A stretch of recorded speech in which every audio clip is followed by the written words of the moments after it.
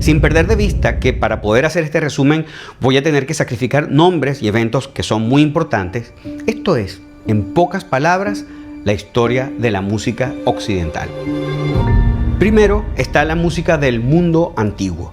De esta era, obviamente, es de la que menos sabemos porque es de la que menos registro hay. Pero sí sabemos cosas como que en Egipto ya existían arpas, flautas, así como algunos instrumentos de percusión.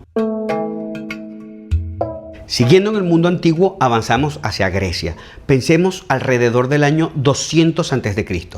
Sabemos que Grecia es la cuna de la civilización occidental. De hecho, la palabra música viene de las musas griegas, que eran las que inspiraban las actividades creativas e intelectuales de los seres humanos. La música no solo tiene un papel protagónico en la sociedad, sino que también aparece en varios de sus mitos, como el de Orfeo, quien con su música podía dominar a las bestias más feroces.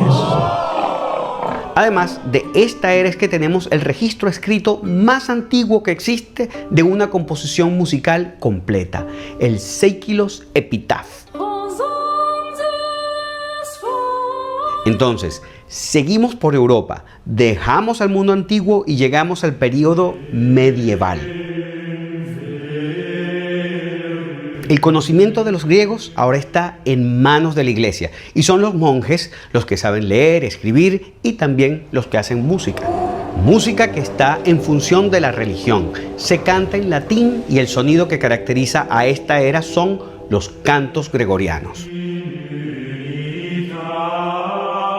El avance más importante de este periodo es que los cantos pasaron del unísono a varias voces, porque aquí nace la polifonía.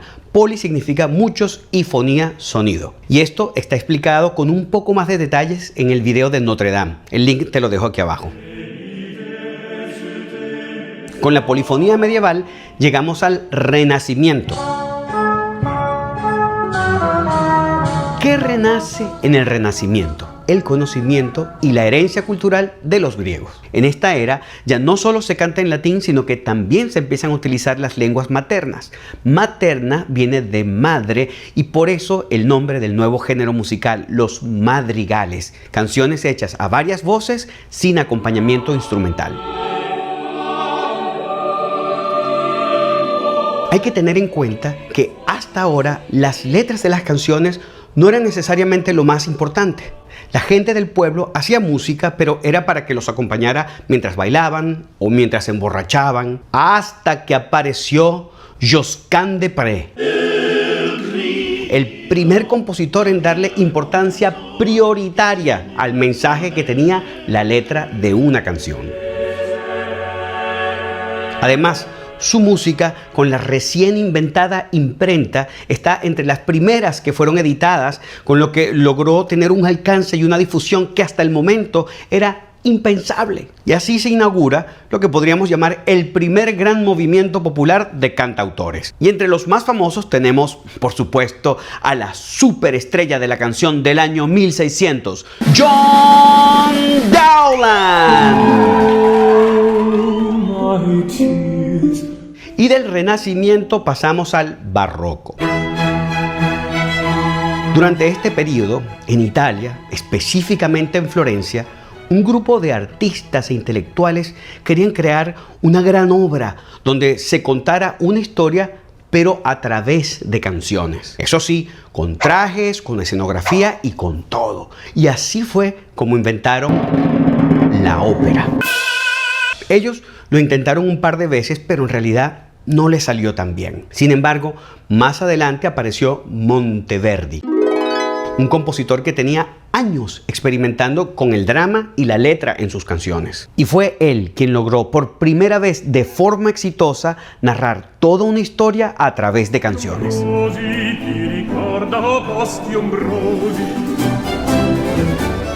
Además, en el barroco también está uno de los músicos más grandes de todos los tiempos, un multiinstrumentista virtuoso que tuvo 20 hijos y escribió 1128 obras musicales. Estoy hablando nada más y nada menos que de Johann Sebastian Bach. Y tras la muerte de Bach comienza el período clásico. En este periodo nace el formato de la orquesta sinfónica tal y como lo conocemos hoy día, con su sección de cuerdas y con sus grandes tímpanis. Para la música de esta época es muy importante la forma y la estructura, porque este es un periodo muy racional. El antiguo clavecín es sustituido por el piano y en Alemania aparece un niño prodigio virtuoso en este instrumento, virtuoso también en el violín y en la composición, Wolfgang Amadeus Mozart. El clásico fue un periodo donde predominaba la razón y se buscaba la belleza a través del orden. Pero luego esto tuvo un giro y empezaron a considerar que había realidades que solo podían captar a través de la emoción, el sentimiento y la intuición. Así nace el romanticismo. Entonces aquí vamos a estirar las formas que se establecieron en el periodo clásico. Se nos expande el concepto del buen gusto y la música ahora se dedica a expresar las emociones. Sí, Beethoven fue un romántico y también lo fue Chopin. Y por supuesto, el primer compositor ruso en lograr gran fama internacional, Tchaikovsky. Así finalmente llegamos al mundo moderno, donde se empieza a aceptar que la música no debe pretender alcanzar una verdad estática, definida para siempre por principios predeterminados, sino que, por el contrario, está destinada a vivir en cambio permanente y que de esto depende su progreso. Entonces, por un lado, se empieza a experimentar con cosas como la música de Schoenberg. Pero el oído popular, que es el mismo oído que escuchaba a Tchaikovsky, a Beethoven y a Mozart, ahora es conquistado por el blues. Luego el jazz, el rock and roll, el pop y la música electrónica. Y esto es, en dos platos, el cuento de lo que ha pasado con la música en los últimos 3000 años. La música ha estado presente en nuestra especie desde inicios de la misma, ya que la música data desde hace muchos, pero muchos años atrás en la prehistoria.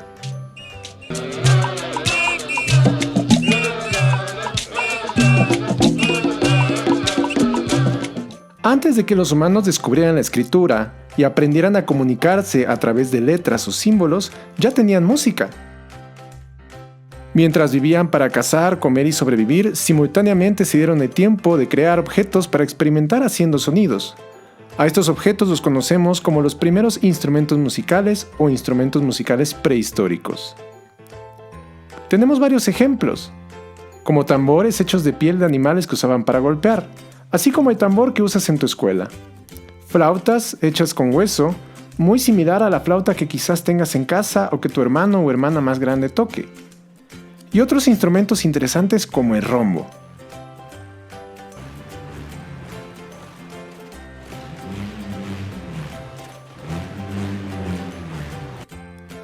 Conforme fuimos evolucionando como especie, descubrimos la agricultura y la ganadería.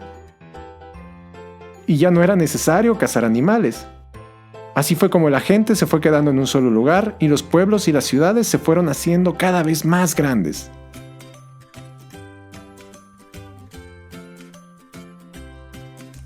Sin la necesidad de salir a buscar comida, fuimos capaces de inventar nuevos instrumentos que nacieron de estas grandes civilizaciones antiguas, como la de Egipto, por ejemplo.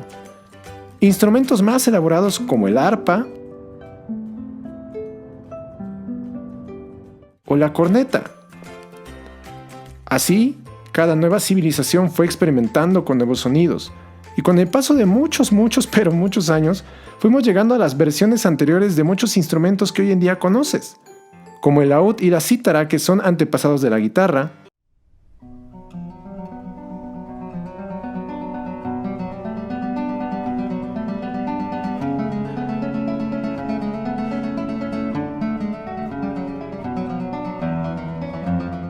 el clavecín o clavicordio, que son antepasados del piano,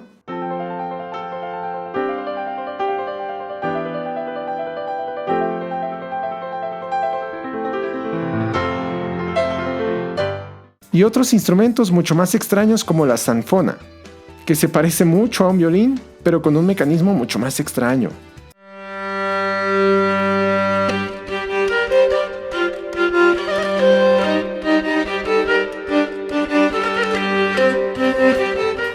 Tenemos muchos instrumentos en la actualidad que son herencia de muchas culturas y músicos anteriores. Instrumentos muy pequeños como el triángulo,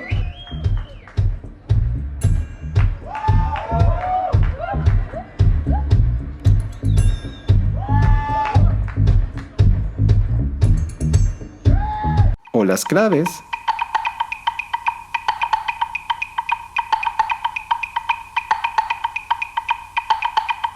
y también instrumentos del tamaño de una casa como el órgano de catedral.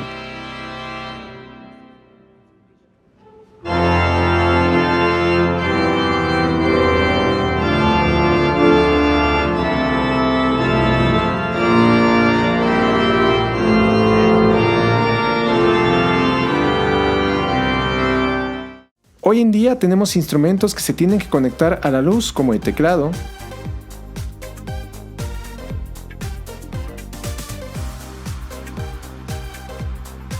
o que necesitan algún amplificador o bocina alimentada por corriente para sonar, como lo es la guitarra eléctrica o el bajo eléctrico.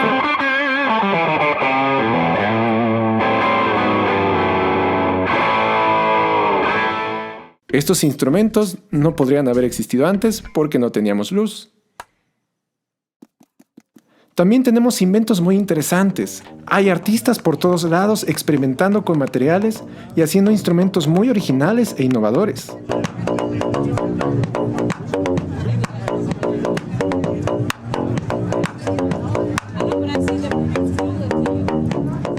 Y también hemos entendido que prácticamente cualquier cosa puede usarse como un instrumento, como la siguiente banda, que utiliza botes de basura o prácticamente cualquier cosa para hacer música.